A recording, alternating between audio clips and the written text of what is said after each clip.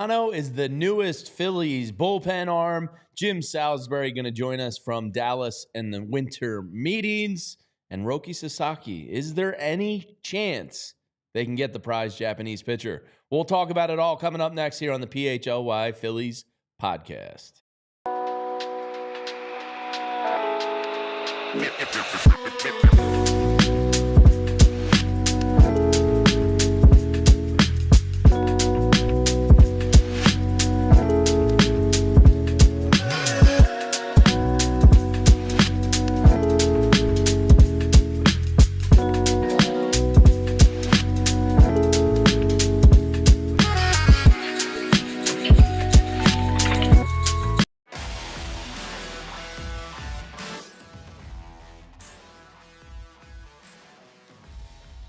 Hello, everyone. Happy gloomy, gray, rainy Tuesday here in the Delaware Valley. To all out there beyond, hopefully your weather is a little nicer than it is here in Philadelphia today. But as they say, it's not always sunny in Philadelphia. That's what they say, right? Anyway, we got a lot to get to today, including the Phillies make their first significant move of the offseason yesterday, signing pitcher Jordan Romano. It's a name you might be familiar with if you're a baseball fan. We'll deep dive him in a minute. Jim Salisbury is going to join us from the winter meetings to give us the latest there. We'll talk about Roki Sasaki and do the Phillies realistically have a chance there? Of course, some random Philly trivia and all of that to get into. But the story of the day, if you missed the emergency podcast, we put up real quick yesterday when the Phillies signed. At the time, it was a one-year, $7.75 million deal. Turns out it can be upwards of $8.5 million for Mr. Jordan Romano. Now, he was a very, very good pitcher between 2021 and 2023 when he was with the Blue Jays. He's a former Rule 5 pick himself, a great success story in Major League Baseball. Last year, he was hurt. He started the year for Toronto in spring training with some elbow irritation and inflammation. Made a trip to the IL, came back, only ended up making 15 appearances for the Blue Jays last year, and his numbers were abnormal for Jordan Romano. But during the years the Phillies are betting on the Jordan Romano of getting from 2021 to 2023, he threw 186 innings for the Blue Jays to a 2.37 ERA, struck out 30.3% of his batters faced in that time, while having a walk rate of 9.2%, and he's a big ground ball pitcher at 42.3% of the time during that successful period. Last year, we're throwing out of the window because of the elbow problems. He did end up having surgery to address it in July. So the Phillies are signing him with the hopes that he will bounce back from injury, and they got the guy that impressed in 2021 to 2023 as a good pitcher. So that's their hope and their dream. We talked about him yesterday briefly. He's a big mother father, 6'5", 100th percentile extension rate coming off that mound. Throws two pitches. He throws gas and he throws a slider. He throws a slider about almost 53% of the time. The rest of the time, 47.8% of it, he throws gas, and he has I think 94th-ish, 92-ish percentile fastball for Major League Baseball. So obviously fits the profile of guys they've liked to look at in recent years that can throw gas, maybe need some health benefits on their side, and could fit in nicely. Now Tyler Zulli is in with me today. It's Jamie and Tyler. Jim Salisbury is going to be joining us from Dallas. Tyler, Jordan Romano, I feel like I had him in fantasy baseball a couple times throughout those good years. I'm going to start your clock down, too? Yeah. You take Renee's out. You had to bring up fantasy baseball already? Yeah. They make the signing yesterday. I went, ooh, he was a fantasy darling of mine for a year or two. But Jordan Romano joins the Phils. Your thoughts? Yeah, I think that this is it's the reason why I use the phrase low risk, high reward. It's a 1-year deal. And if you give me a second, yes, I'll be on the screen. I'm just trying to do. I know you got a lot going on. Trying to do some production work here. Yeah. And hello. Hi, how are you? Hi, Tyler. Yeah, I think this is it's a good move in theory, right? You're hoping for a guy to bounce back. You're hoping for a guy to be able to come off of a pretty significant elbow injury and return to form that he had in each of the last couple of seasons. You brought it up on the podcast yesterday. What is it? 180 appearances in the last 186 innings over those 3 years. 186 innings, 150 some odd 95 appearances, saves, I believe it was. 90 some odd saves, a sub 3 ERA in each of those 3 seasons. Two of the things that stand out to me when I went up and I kind of watched some of the pitch tracking for Jordan Romano, and I'll highlight one of them in just a second. But the first one is his willingness to throw the slider to both sides of the plate. He's willing to bury the slider to the left-handed hitters off their back foot. It's a challenge pitch. It's a type of pitch that if you miss your spot to a lefty as a right-handed pitcher, it is difficult to recover from, because if you don't bury it, it's kind of over the heart of the plate. It's a guy who's willing to throw his slider. It's also a guy who's not only willing to throw his slider, but throws his slider a lot in each of the last two full years, going back to 2022 and 2023. 54% usage rate on his slider compared to 45% in 23, 52 and 48 in 22. Now his arm angle has not really changed in each of the last 2 years. He changed it a little bit in 2021. From 2021 to 2022, he dipped a little bit, about 4 degrees in his arm angle. But the one thing, Jamie, to me, that I've noticed for a while about Jordan Romano pitch, and it's something that excites me a lot, and I'm going to try to show this, to flash this screenshot here. Not a graphic, but a screenshot for you. One of the things that he does really well is hide the baseball. It's like buried in his leg. He has a high leg kick. It's a high delivery. Even from the stretch, it's a high leg kick. But that's just where his leg is up, kind of driving down. He hasn't started his descent down the mound yet. When he does bring the leg down, the glove kind of tucks behind the front leg. The ball sticks behind the right hip for a pretty long period of time. I think Jordan Romano does an excellent job of hiding the baseball. And so for a guy who may take a little bit of time to get his velocity back, you brought up 92nd percentile. I think he was 90th in 2023. Coming off a major injury, they said he's sitting mid-90s right now throwing. I'm not expecting him to get to 97, 98 right away. So for a guy who may need to rely on his breaking ball, may need to rely on his command, is going to need to rely on keeping the ball in the yard, somebody that hides the ball well is a good it's a good indicator for me that as he kind of ramps back up into being the Jordan, or hopefully being the Jordan Romano that you expected to see in each of those past 3 seasons, there are intangibles there that make me feel good until he gets back stuff-wise. Yeah, I agree with Mickey Durkin. I'm a big fan of the high leg kick. I always just liked it. But to me, there's something, Tyler, awesome about a guy that just throws 2 pitches. Like, you're putting him on the table, and it's like 50-50 guess, motherfather. What are you going to get? Here's what's coming. I appreciate a guy that kind of just, like, lives and dies with 2 pitches. Yeah, I know don't. what I mean? I get what you're saying. I don't tend to agree. I would love for of course a pitcher to have a guy third that can pitch. Throw 8 pitches would be cool. But 2 is bring it. Yeah, listen, you're not getting Chris Bassett, who throws 7 different pitches, right? Yeah. Like, that's not what I'm asking for. But I'm going to challenge you with a fastball. Are you going to hit it? Sure. Here's the counterpoint to that. What's one of the conversation pieces we had about Orion Kerkering all year? He needed to figure out a third pitch, because if the fastball location wasn't there, they were going to sit on the sweeper. If the sweeper wasn't there, they were going to sit on the fastball when it's in the zone. I would prefer to have a guy for a guy to have a third pitch, even if it's a distant third. Like, let's say it's a changeup or a splitter, something with some downward, a vertical movement always makes me feel a little bit more comfortable, even with coming out of the bullpen. But the numbers don't lie, right?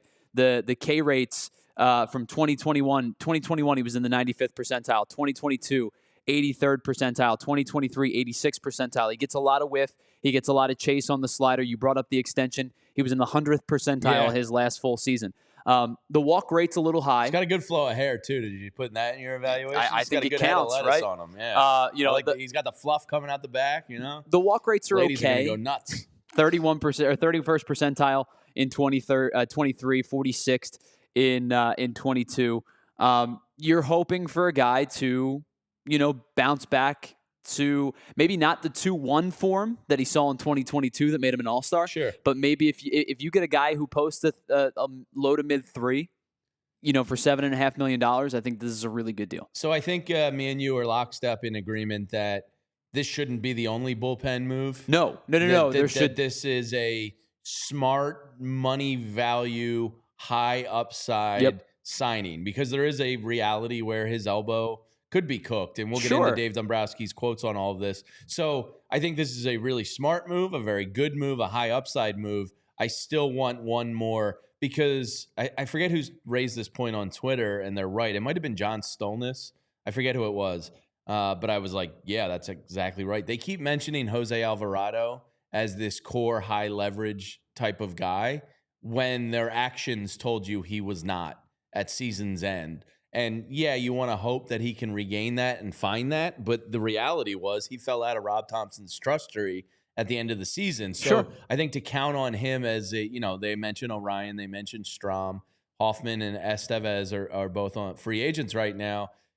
I think this is the Jordan Romano move is going to look a lot better if you're able to go get Tanner Scott or Devin Williams or maybe Ryan Helsley wiggles free or somebody like that that higher ilk player, because then Jordan Romano is just a cherry on top of like a pure luxury. Yeah, I think, of course, if you can go out and sign or trade for a premier closer, then you're taking Romano out of out of the highest of leverage spots and making him another leverage reliever. Which is amazing. Right, so if he finds his form again, sure, that could be the way you counterattack these high offenses. If he finds his form again, he might be your closer. He could be. There's a possibility of that path being real. I just don't expect it to happen right away, if not at all, because like you said, there is a potential, there's plausibility to say maybe he does have it still has issues with the elbow, even if his velocity's there. Maybe the break, risk, maybe the break on the slider's not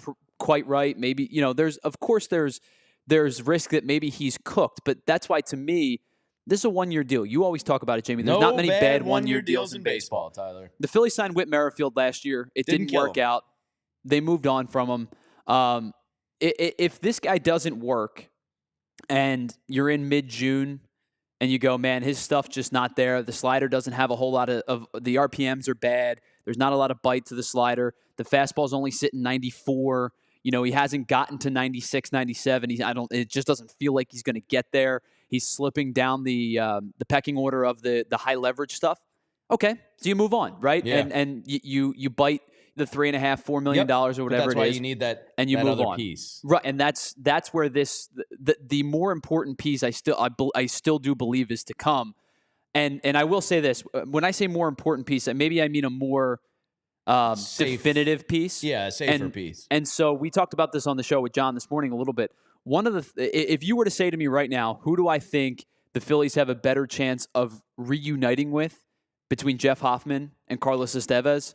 I think it's Carlos Estevez. Well, it's funny because Mickey Durkin, Mickey just on fire today with the comments, says this feels like the Hoffman replacement to me. They kind of profile similarly. Yeah, I think that obviously Hoffman was a little bit of a different scenario where it was a much cheaper deal, and they were able to leverage the fact that he was halfway out the door to Japan. 12.5, 13 million, some were speculating per year. So if you view them as the same skill set, and you can get one for $5 million cheaper. Sure. So it could be that. I wouldn't be stunned if they're trying to maybe duplicate that type of success, because as you said, whether it's 12.5, 13 as a bona fide closer or as a starter, if a team does value him as his stuff as a starter, I just think that the Phillies are going to get outpriced in that 12. If it's 9, they're going to be in play. If it's 8, 9, even I think maybe up to 10, you start getting to 12, 13, I think that's probably where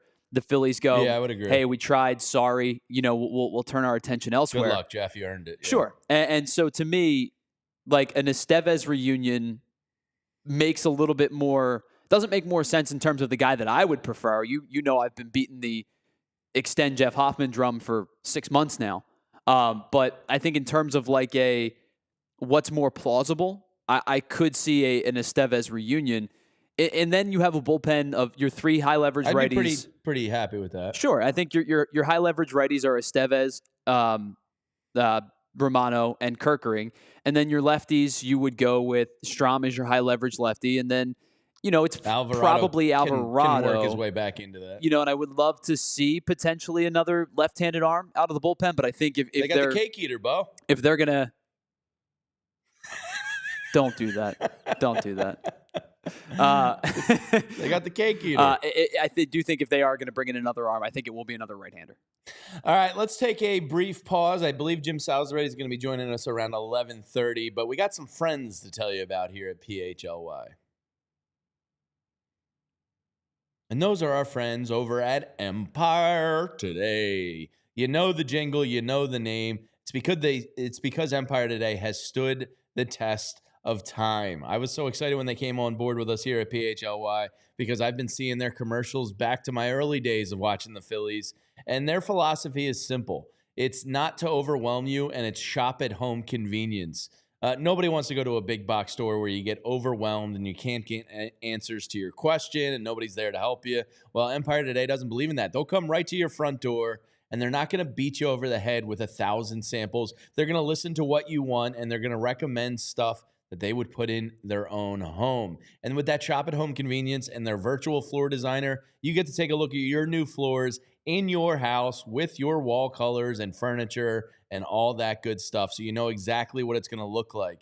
And one of the best parts is they service their own warranties. So if something does arise after installation, Empire Today will take care of it themselves. They service their own warranties. You're not going to have to track down a manufacturer's phone number. So schedule a free in-home estimate today. All listeners can get a $350 off discount when they use the promo code PHLY. Restrictions apply. See empiretoday.com/PHLY for details. Yeah, and let me tell you about our friends over at Rite Aid, because I know Jamie's been on this one for a while. Jamie, did you get your flu shot finally? I did get my flu shot. Well All done. right, Mom, get off my case. Well done. So don't miss any of the holiday events coming up for you this year because you're down with the flu, and you can head on over to Rite Aid to get your flu shot. And while you're at the pharmacy, you can also get the latest COVID-19 vaccine and stay up to date on any of the other vaccines that you may be interested in acquiring, because the CDC does recommend getting a flu shot every year. Strands change, different issues with the flu arise each and every year. So you want to stay up to date and not miss your holiday events with your friends and family. And not only for you, but your flu vaccinations may reduce your child's risks of severe life-threatening influenza by up to 75%. So not just only helping you, but help your family as well by getting the flu shot at Rite Aid today. Now, flu vaccines do not protect against COVID-19, and COVID-19 vaccines do not prevent the flu. So helping yourself by getting vaccinated for both help provide the best protection according to the CDC. And you don't have to worry about scheduling an appointment. Just walk into your local Rite Aid or schedule, if you want to, at riteaid.com. State, age, and health restrictions do apply. Ask your Rite Aid pharmacist for more details. All right. Now, Dave Dombrowski yesterday, of course, talked to the media, and Jim Salisbury was there, and he'll recap some of that coming up with us. But according to Dave Dombrowski, they did not believe that Jordan Romano was going to become available. He's somebody that they liked a lot. Let me just read the quote for you here. He says, "We like Romano a lot," Dave Dombrowski said in announcing the deal. "We think he's one of our best back-end high-leverage guys in baseball. Our medicals on him have been very good. He had some surgery that worked out well for him, and he's been throwing. He threw last week. We got some video of him, as I'm sure other clubs did as well. He's already throwing in the mid-90s at this point, and we feel very good to have a chance to sign him." Manager Rob Thomson said there were no promises made to him other than leverage. So Jordan Romano stands to, work his way into that ultimate high leverage spot here for the Phillies. But according to Dave Dombrowski, much like he said with Austin Hayes when they acquired him, we've liked him for a long time, and I guess didn't realistically expect to have a shot at him, and they seem pretty happy that they got him. Yeah, the Blue Jays non-tendered him this offseason, so made him a free agent, was not quite expecting him to be a free agent. Yeah. The Blue Jays have made some interesting decisions over the last couple of months, because we talked about it at the beginning of the season last year, right? It felt kind of like an up-against-the-wall mentality for the Blue Jays this year with their young core, had a good bullpen, a pitching staff that was solid, when Kevin Gausman's healthy and Yusei Kikuchi was there, and they had a decent, core to build with, but it kind of felt like they were running out of time before these guys needed to get big-time contracts. Vladdy's a free agent next year. Bo Bichette's not too far behind. But last year was not a great year for the Blue Jays. And they didn't make the big moves, right? They didn't trade Vladdy or Bichette like maybe some talked about at the deadline, but they did move Yimi Garcia. They did move Yusei Kikuchi, and now they non-tender Jordan Romano. It seems like they're going to kind of revamp their bullpen a little bit. And another guy who I thought was good, ended up only getting a minor league deal with the Mets, was Genesis Cabrera. Good stuff. Command issues arise at times with him, but really good stuff. I'm surprised that they've handled the offseason the way that they have, unless this really is a monetary move to think more about 2026 when Vlad's free agent. contract, right? When Vlad's contract comes when we were talking about the guys that were happiest in baseball yesterday, and we said Vlad Gunnar Henderson was the happiest. Yeah, correction. Self-scouting, Vlad Jr. is the happiest. Had the new market in baseball. Yeah, so you could be right. It could be part that. But, maybe they're just looking to revamp and rechange. And, I think $7 million for a guy coming off an injury is tough to swallow for the return team, if that makes any sense. Like, if he was to return there, their fans would go, okay, I think it's a different feel for a free agent signing, 1-year deal, because it's just money for them. And I guess it is just money for the Blue Jays too. But if the team is looking to move on from some money to free up the money for Vlad, or they were in the Juan Soto sweepstakes, or they're in on signing a Corbin Burns or a Max Fried or whomever it might be, I guess maybe this is the monetary decision they decided to make. Yeah. So a couple other things as it could relate to the Phillies potentially. My antenna went up a little bit yesterday when I saw that the Astros GM, Dana Brown, was talking. And this is certainly something I want to ask Jim about, because he did mention the name Kyle Tucker the other day as kind of that offshoot possibility. Tyler, we've discussed him kind of since the offseason. If they do want to keep Bregman, which according to some writers down there is their goal, what direction are they going to go? Well, GM Dana Brown yesterday basically alluded to listening to everyone, but did say they'll listen to offers for Kyle Tucker and Framber Valdez. Now, is he playing? Is he alive? Yeah. We saw him firsthand in a big stage not that long ago, and he was filthy. Now, I think of the two, the one that makes sense for the Phillies is Kyle Tucker, not Valdez. Valdez is. And I like Framber Valdez a lot. When he's on and healthy, he is filthy. I don't think they're going to make a move for an arm of that quality unless it's Garrett Crochet, which we'll get to, because apparently they're pretty much out on that one. We'll see what happens there. But Kyle Tucker, Tyler, is he the one that's from here? Is he from the Westchester area? Am I confusing? No, he went to high school in Florida. Okay. No, Chas McCormick, I believe, is the local kid. Kyle Tucker, really nice player. Would be a huge upgrade for the Phillies outfield if they were able to swing it. I would very much be interested in Kyle Tucker. The price tag is not going to be cheap, no doubt about it. Let me just look at, I forgot to put in my notes his contract status as I pull that up here. Kyle Tucker is in the final year of arbitration. He's a free agent at the end of next year. $16.7 million estimate for arbitration this year. Is going to get the big boy bucks on the open market next year. Your thoughts? Yeah, I'm in. I think. I think teams are going to have to come armed with a contract extension in mind if they want to acquire this guy, because I don't think you're going to try to trade for him for the one season and then allow him to test the open market. He is 27.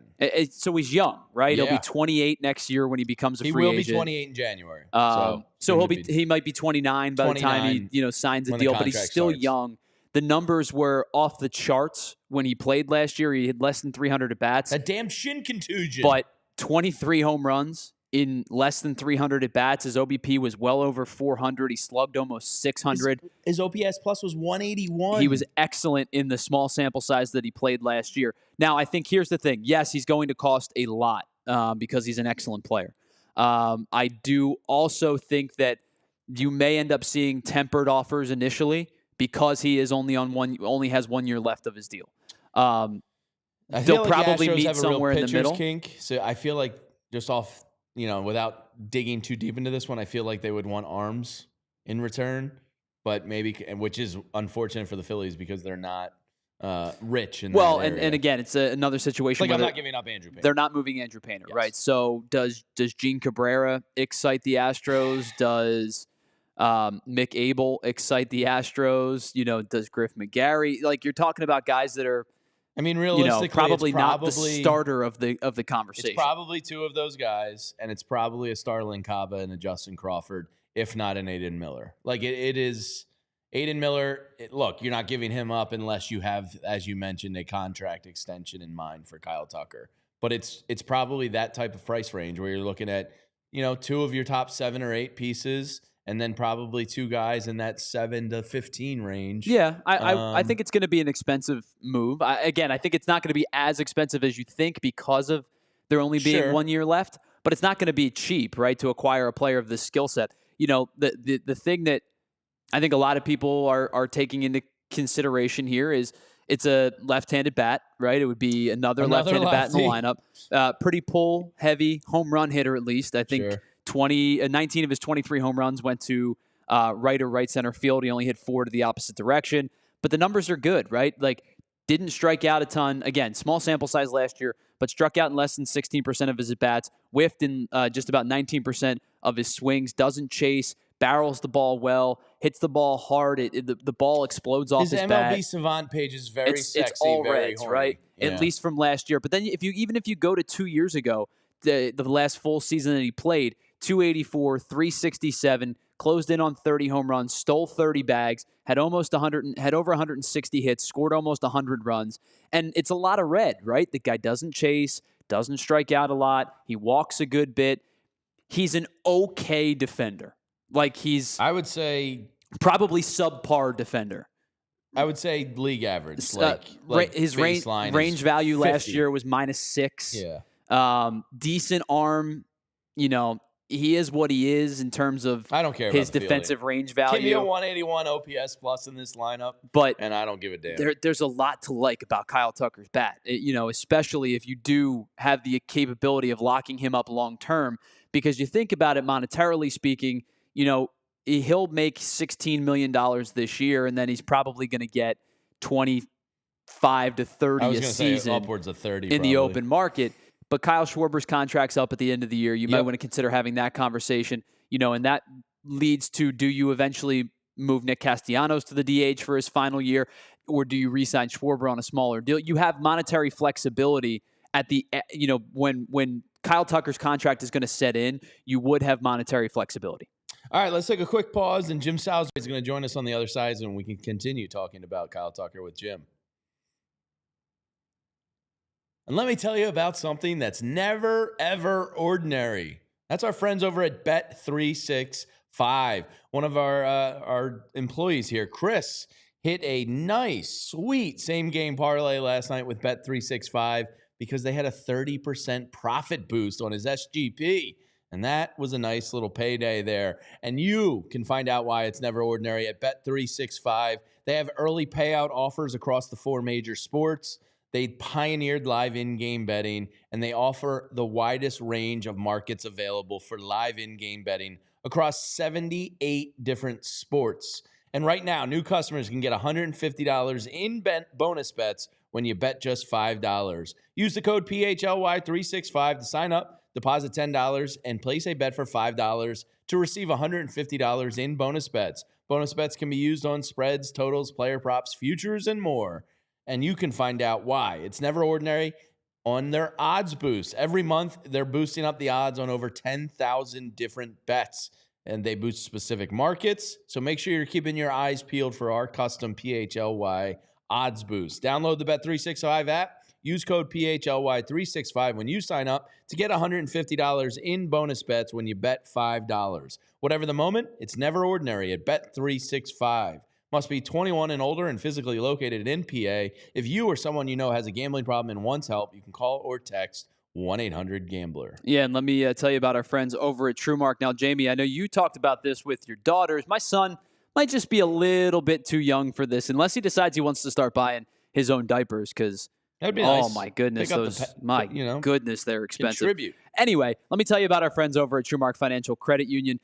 If you do have kids that are starting to get into the learning about financial literacy and financial responsibility, the free Greenlight account is the way to go, because the app is game changing for your kids to kind of teach them how to earn, save, spend their money wisely. Don't go crazy with their spending habits. Set up tracking goals, savings goals, and track their spending. And you can even set up an allowance for them. So you say you want to give them however many dollars a week or however many dollars a month, and if they do it poorly, they're out of money. Well, so be it. But that's what the Greenlight app is, to help them with their financial literacy.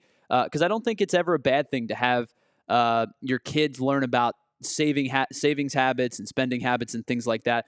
And the really cool part is your kids will get their own debit card. So it's going to make them feel a little bit more like a grown-up with real-world money skills. And you can kind of help track that and limit their spending and things like that. And you'll get peace of mind. You'll get the peace of mind. They'll get freedom to kind of make their own decisions with their own money. So it's kind of like coaching your kids through their very own financial game. And with the holidays right around the corner, now is a perfect time to introduce your kids to Greenlight. So get signed up today. Visit TrueMark.com/Greenlight for more information. Thanks to our friends over at TrueMark. All right. Momentarily, we're going to be joined by Jim Salisbury from down in Dallas, Texas at the winter meetings for Major League Baseball to hear the latest on what's going on around the league. Also, Roki Sasaki. Jim is here with us. All right, let's bring him in. He is down in Dallas. Jim, how was Monday at the winter meetings? Obviously, some big news with the Phillies bringing in a potentially high leverage, really nice back of the bullpen arm there in Jordan Romano. But recap the signing and the day for you. Yeah, it was busy for the Phillies. That was kind of one of their goals. One of their offseason goals is back end of the bullpen arm. Obviously, they lost two of them, Jeff Hoffman and Estevez. Carlos Estevez was a trade deadline pickup. I think Jordan Romano is a potentially excellent pickup. I think there is some question mark, some fine print, because he had that elbow surgery back in July. But, it wasn't the dreaded elbow injury. It was an impingement. They cleaned it up. They fixed it. And he is throwing again. And according to Dave Dombrowski, throwing full bore. He's like, mid-90s right now. So obviously he was trying to show teams that he was healthy. Because he was non-tendered by the Blue Jays. I mean, the Blue Jays, you think there's some risk and there's some fine print. I mean, certainly the Blue Jays contributed to that because they didn't offer him salary arbitration. They non-tendered him. But they were going to try to bring him back at a lesser deal. He goes out on the free agent market, gets a nice one-year contract from the Phillies. He only wanted a one-year deal, which shows me that guy's got some confidence that he's healthy and got some confidence that he can perform well, because he wants to hit the market again next year and make a bigger score. So, I mean, that makes you feel good about his chances of good health and success. But when he is healthy, and when he was healthy with the Toronto Blue Jays 2021 to 23, he was twice an All-Star. He was striking out 30% of the batters he faced, got power. Had 95 saves in that 3-year span. So he's a good one. They're not going to anoint him closer right away, but I have a feeling that, Thomson doesn't like to anoint closers, but I was going to ask you, how do you view the bullpen now? Obviously, like you said, I don't think he's slotted into Rob said he was promised leverage. Do you think this it's going to be another minor move? Are Estevez and Hoffman definitely out of the picture now? Do you see them being in the market for a Tanner Scott, or is that being greedy? Like, what do you view? Is there another bullpen move, do you think, to come still? I think there could be another bullpen move to come. It's just my opinion, my read on the situation. I think it would be more of a complimentary guy. I don't get the feel that put it this way, if Jordan Romano ends up being their biggest acquisition in the bullpen, it won't surprise me. Okay. The vibe I'm getting is that they're going to prioritize other needs right now. I think they would like to add something around the edges in the bullpen, but he might be their big guy. I spoke with some industry people who are involved with relievers yesterday and have some knowledge of the way the Phillies are trying to do things. And I was told that the Phillies are really leaning toward one-year deals on their relievers. Interesting. put it all together, there's your Romano deal. You listen to Dombrowski talk yesterday that this indeed could be it in the bullpen, and he'd be very comfortable with it. Makes you think that Jeff Hoffman's out there looking to parlay success in Philadelphia into a big multi-year deal, and God bless him, he deserves it. I just don't feel like it is coming in Philadelphia. And could I be shocked? Could we all be? Could it happen? Sure. Maybe. I'm not saying it's not going to happen, but my read on it is probably Estevez and Hoffman will be elsewhere. Now, like I said, things can change in a heartbeat. You never know what could happen, but that's my read on it. They'll probably be elsewhere, and the Phillies are going to focus on maybe left field or center field, whatever they can do to get an outfield bat and getting some back end starting pitching rotation while maybe still looking for a bullpen piece, but not as significant. So, gotcha. Jim, my antenna went up a little bit when Astros GM Dana Brown yesterday. It's a guy we've talked about a lot in the offseason already, and it's Kyle Tucker. He says he's willing to listen to offers on Kyle Tucker and Framber Valdez, who has some injury concerns themselves. I think Tucker is the obvious fit of the two for the Phillies. What are you thinking? What are you hearing in outfielders? The free agency is weak. Is it most likely that the Phillies' new outfield addition comes via trade? I would think there's a good possibility it would be from a trade if they get one. I know they've explored some trades for outfielders and been, come away or been told maybe a particular guy has not been available. But obviously, Tucker's a guy that is available. Hey, yeah, he'd be great. He's a great player. Yeah. Do you think is that too rich of a market for the Phillies? 1 year remaining, $16.5 million. Well, I think they could. I think they could handle the money. No, I meant more prospect rich. Yeah, they could handle the money. Tucker's that good. He's going to require. They're looking for a big score. Sure. I think the Phillies would be willing to move some prospects. I'm not sure they would move enough to get him. And I think what we have to realize with Kyle Tucker is, and this is something that stings a little bit when you look at Estevez, just a little bit. They gave up two pretty good arms for Estevez. I'm not saying they were top tier arms. Sure. But they're arms that are one's already gotten to the big leagues because they needed a pitcher, but two guys that have a chance to pitch in the big leagues. Not, like I said, not upper tier, but mid tier. But so for 2 months of Carlos Estevez, you've subtracted two arms from your system to have a chance to contribute in some way at some point. That stings a little bit. When you look at Kyle Tucker, to get him, you're going to have to give up talent, young talent. That hurts a little bit. And now, when you do that, you're going to want to extend the relationship with him, and you're looking at a 3. I was just going to ask you: is a contract extension something you go to the table with through back channels there? I don't know if you maybe you look at it now. Maybe you just try to address it down the road next year. I don't know, but you're probably looking at like a $300 million expenditure. I'm not sure they can go there with where they are on the tax and with their payroll structure. Maybe they can, maybe they can't. Sure. That's all I'm saying. But I guarantee you they're doing the due diligence on Tucker and what it'll take. We'll see. He would look, awfully good here. But I think a lot of teams feel that way about him. Now, they're budgeting, obviously, to keep Bregman, who they look as a franchise pillar and a bedrock piece and a winning player in that organization. So they're budgeting for that. If Bregman leaves, maybe they don't have to trade him. Yeah. If Bregman leaves, maybe it opens the door for talks on Tucker because maybe there's a need for an Alec Bohm. I don't know. Yeah. But I don't. Last one for you, Jim, because I know you got to go.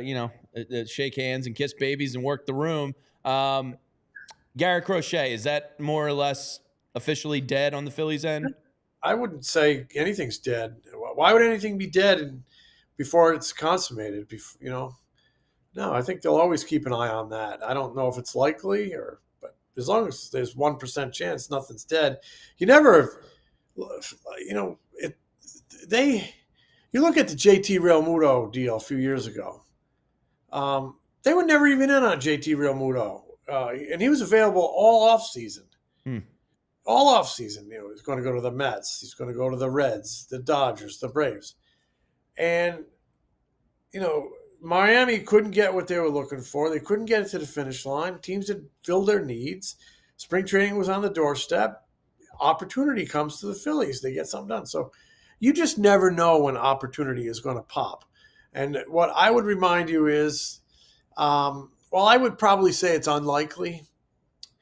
You never know because there's some history there. They had interest in July, made a significant offer in July, didn't get it to the finish line. You just never know when things could get rekindled. So I would never use a word like dead. Life support. What's that? Life support. I don't do that. I just don't, until you see him go somewhere else. Because when you have a team like the Phillies with a creative front office that's always looking to get better, you just never know. Nothing's ever dead. Nothing. So I don't feel like it's likely, but you could wake up tomorrow morning and it something might present itself. So I'd always keep an eye on him, but I'm not fitting him for red pinstripes at the moment. Sure. Well, you have a new piece up on allphly.com. I encourage all of our diehards to go check it out from day one at the winter meetings. Jim, I know you got to get working, so we'll let you go. Appreciate your time as always, and I'm sure we can expect another story tonight for diehards or tomorrow morning. So looking forward to that as well. Yeah. Okay. Thanks, Jamie. Yeah, thanks, Jim. We'll talk to you soon. There he is, the great Jim Salisbury. Kyle Tucker really has me like, Tyler. He's all I can think about right now. Is this your flavor of the week? Yes. Like you have seemingly over the last couple of weeks bounced from like big name to big name to big name. Yeah. It started with Luis Robert back in like June. Yeah. And here we are now to Kyle Tucker, which by the way I think would be an excellent addition. And it's going to be a massive, massive, massive payroll construct when he is set to become a free agent. There's no question about it. Maybe you and Renee can deep dive the payroll situation in like terms of the next 2-year window over the next 2 days, because Schwarber is coming off, Castellanos has 2 years remaining. So if there is a Tucker extension, if that's perhaps like a biggest hurdle, because you don't want to give up a Justin Crawford, a Starlin Cava, Mick Abel, and a Gene Cabrera for a 1-year rental that's going to leave. Like Jim just said, what you paid for Carlos Estevez. Although Sam Aldeguerri, I doubt is somebody in 10 years we're looking at like, we let the Cy Young winner go. It was a valuable trade chip. I do think there was something there with those guys had to be 40-man, but you probably could have figured it out, to Jim's point. Kyle Tucker would be nice, but that extension is going to be, a big part. It's going to be a lot, for sure. They're going to have to consider all of that because, yes, they're going to, have some monetary freedom a little bit, right? With Schwarber coming off the books, Castellanos in 2 years, JT Realmuto. But you also have to understand, and take into consideration, Zach Wheeler's big extension kicks in. You are going to have to consider. Yeah, what's Wheeler up to this year? Almost I think it's 40-something. I was going to say almost 41, right? I'll find it for you in just a second. It's not important, but it's big money. But on top of that, you're but the considering Phillies are cheap, Tyler. It's 42 for the next 3 years. 42. Yeah, on top of that, you're considering, are you going to have Alec Bohm be your long-term third baseman? Are you going to sign him to an extension? Are you going to sign Ranger Suarez to an extension? You're paying Aaron Nola already. You got Christopher Sanchez on the super relative cheap. But, you're talking about, does Bryson Stott get an inevitable contract extension? Does Brandon Marsh, like those outlier players too? What are they worth to you? So I think that they're going to have to think about their monetary situation more than just, hey, well, Schwarber and Castellanos come off the books in the next couple of years. So does JT Realmuto. What's our plan? I think it's needs to be a little more well-rounded than that. Yeah.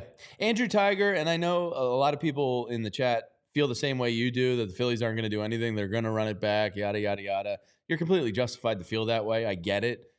But I really just don't believe that in my loins right now. Deep in my loins, I feel like there's going to be some type of upheaval of this roster. I do think what they say about Turner and Stott and adjustments and improving, they are hoping on those things. but I just feel like something big to the lineup is going to change. Whether it be an all-star caliber player or not, we'll find out. But Kyle Tucker would certainly be. So it seems to me that you're living in the pretense that you are going to think that they're making a move until they don't.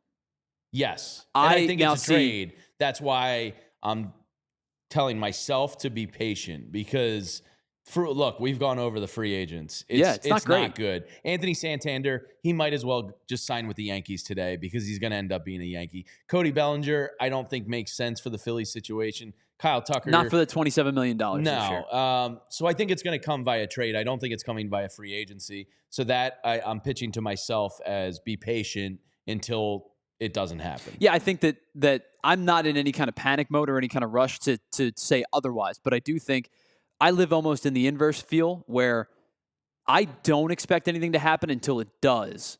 And the reason that I say that is because I do think that Dave Dombrowski feels that this team can still win. Sure. And is that enough for him? Is that enough for the organization? I know fans won't be happy with that mindset, right? If you're starting left fielders Brandon Marsh and you're starting center fielders Johan Rojas, or you go make some auxiliary moves around the edges and you platoon one of those positions. Fans won't be happy with that. And I'm not going to sit here and blame them because, yes, this team has won a lot of games in the last 3 years and been to the World Series and been to the NLCS. Sure. But I think that the way that the season ended last year, people are not relatively happy.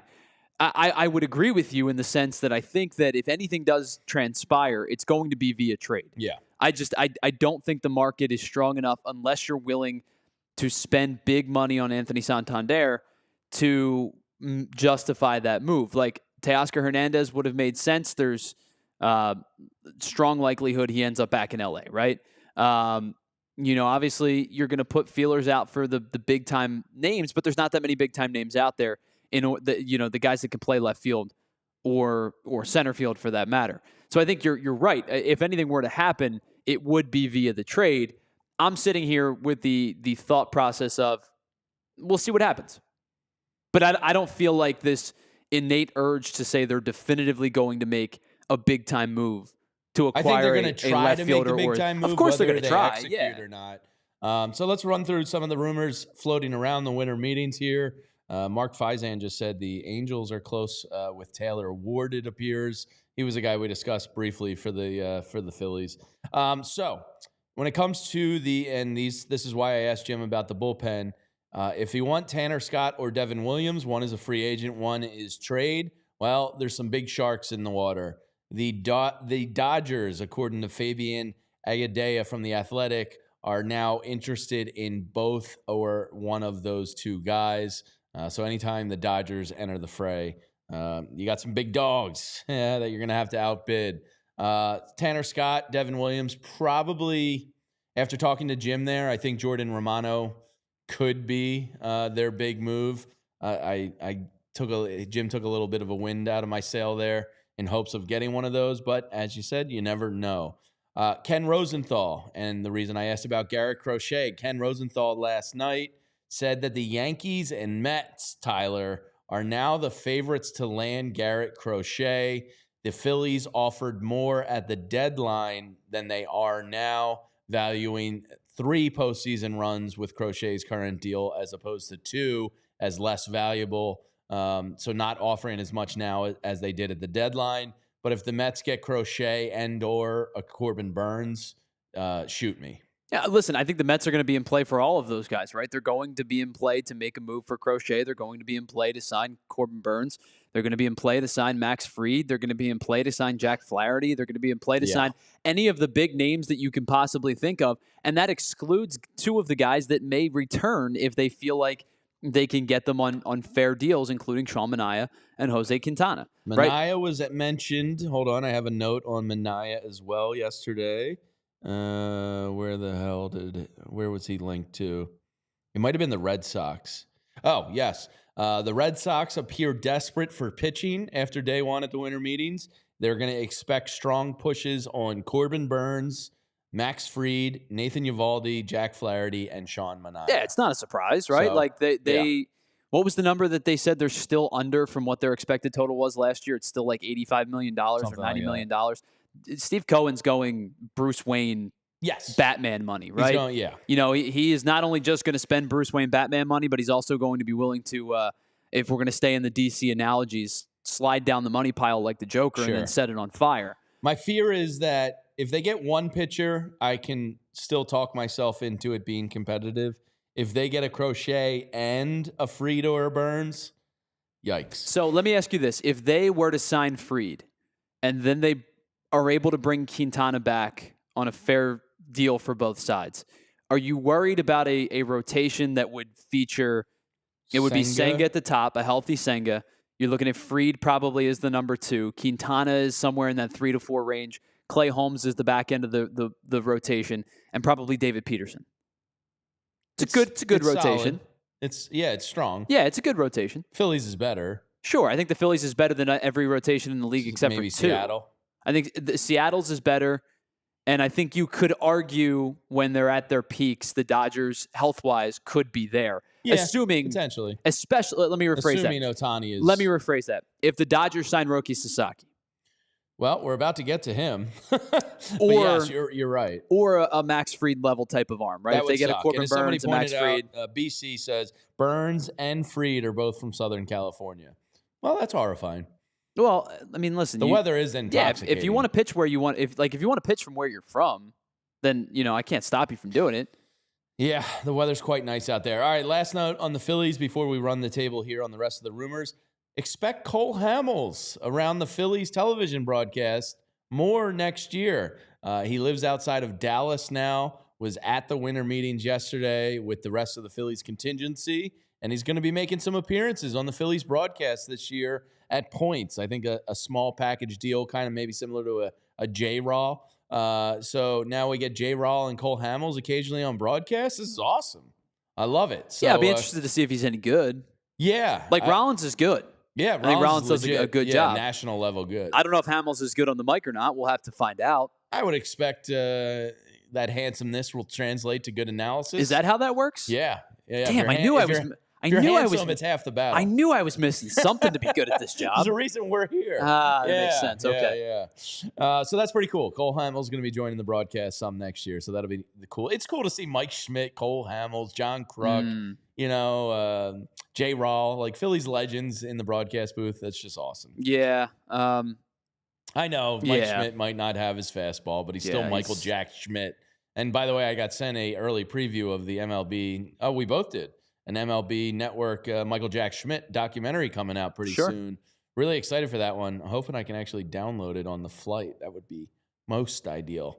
All right. Why is that, Jamie? Because you're leaving us? It's getaway day for me. Yeah. I'm out of here. Peace. Should have done the show at 7 a.m. Yeah. Get you on your flight. All right. So the Mets, according to rumors coming out of Dallas yesterday, not done. They would, quote unquote, love to bring back the polar bear, Pete Alonso, but they also allegedly have interest in Alex Bregman. Now, Mark Vientos could be moved over to first base is the working theory there if they go get Bregman to play third. So you have an option on corner outfield there if they go Alonso and Bregman. God, Steve Cohen, stop spending so much money. Much like the pitching conversation we just had, right? They're going to be in on all these talks if Steve Cohen's willing to watch the world burn.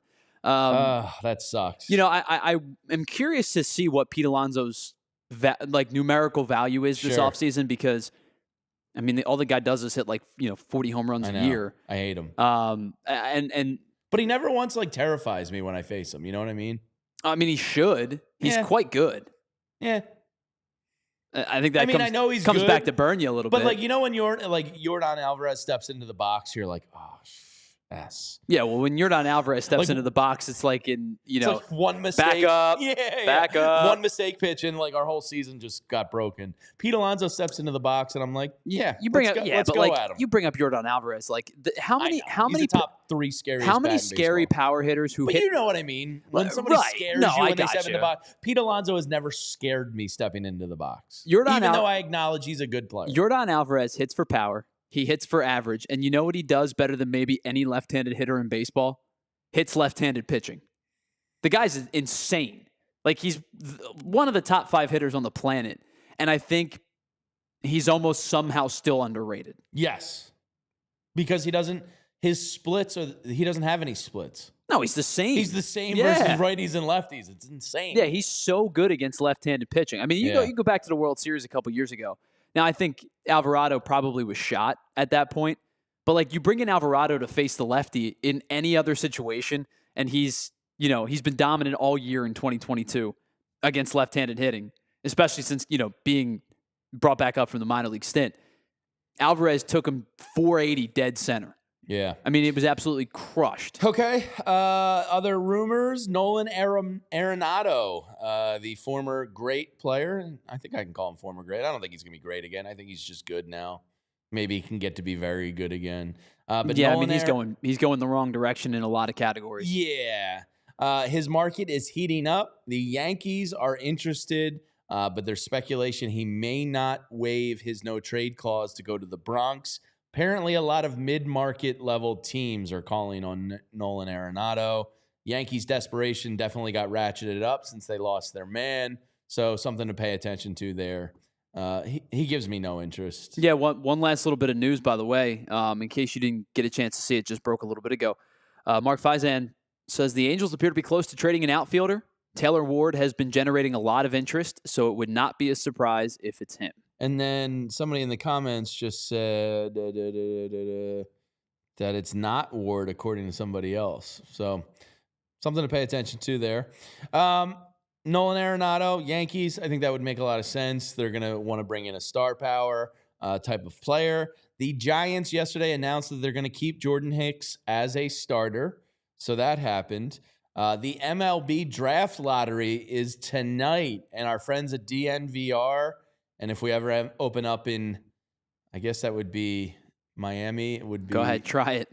You without any vowels, right? It'd be MM. So it's MM. MM. All right, we can't open in Miami. Yep. That sucks. But I guess you would have to go MIAM and break your rule there if we opened in Miami. Meme. The Marlins and the Rockies have a tied percentage for the number one overall pick. And the number one overall pick, the one that everybody wants, and it'd be kind of cool if he went to Denver because his dad is Matt Holliday.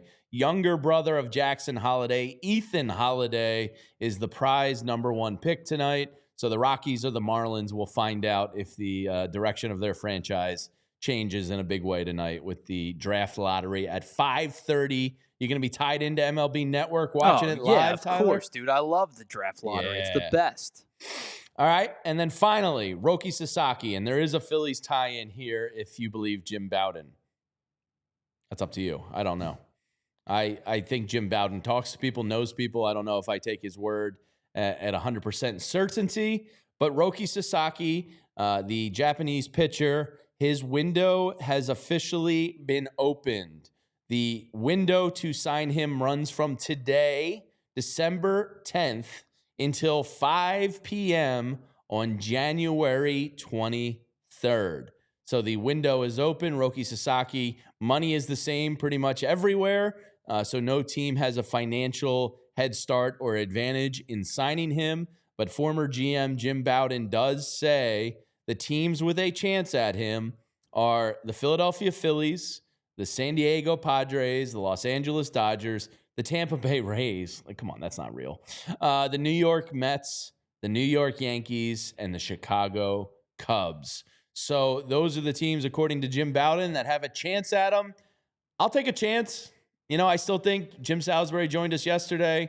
And for all of those that are viewing us on TV, Roku and Samsung and Xfinity and Peacock and Zomo and all of that, if you want to continue on with the show, we're about to wrap up. But you can head to allphly.com to continue on. Roki Sasaki posted, Tyler. Yeah. I'll take a chance here. Of course you will. It's nice to be mentioned as one of the seven. I'll say that. I think that so we talked about this a couple weeks ago, and we said that the one thing that the Phillies will not be able to utilize, and no team will be able to utilize, is a cash flow of money. Right? There is a limited amount of money that any team can spend on Roki Sasaki because of the year that he's being posted and his professional status. Yeah, Barbara Carroll was asking, what does posted mean? Tyler, you want to take that? Yeah, so these teams in the Japanese professional league will have players that are able to be posted, and what that basically means is they will be open to free agency for a period of time. And Jamie, I believe it's 45 days once you're posted.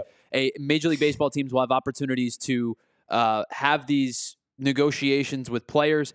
It's a little bit different. Like Yoshinobu Yamamoto was a unrestricted free agent because of the years of service that he had 25, in Japan, professional years of service. That's why he got such a huge contract last season from the Dodgers. Roki Sasaki doesn't meet that criteria of years played in Japan.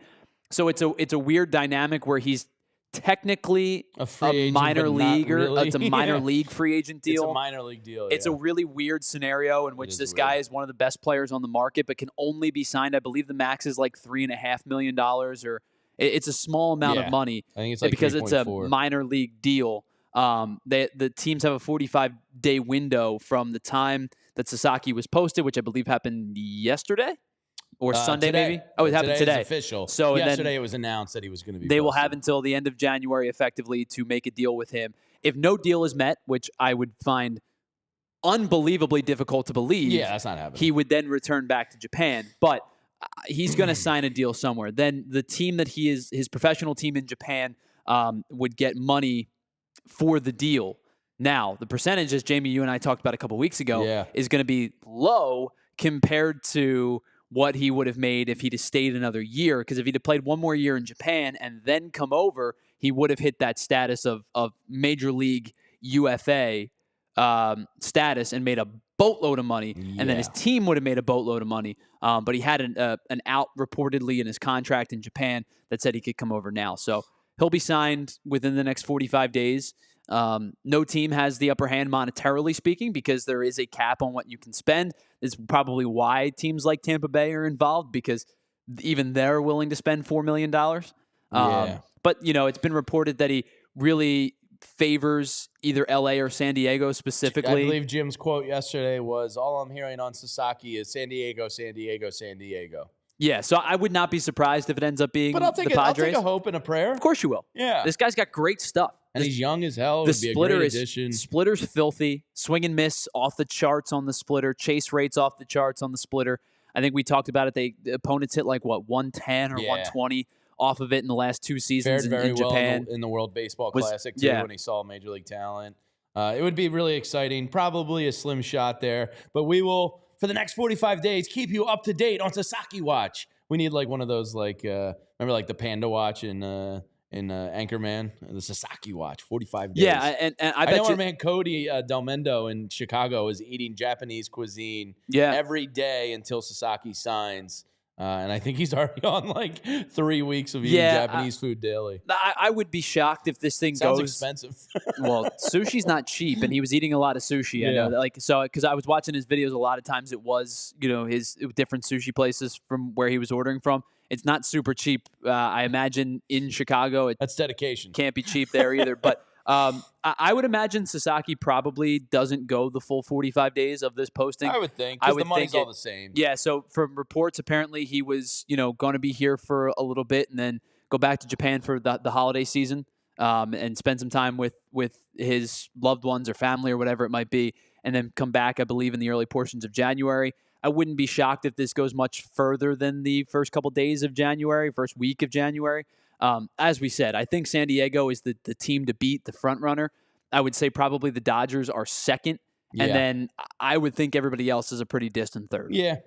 All right. Well, that's going to do it for us. Make sure for you diehards out there, you're checking out Jim's writing from tonight. He'll be around. Hopefully some more action gets kicked up. And yes, Mickey Durkin, my wife and I are out through the rest of the week as we're going to celebrate our 10-year anniversary. We're actually getting away. And we said, kids, get out of here. It's just me and her.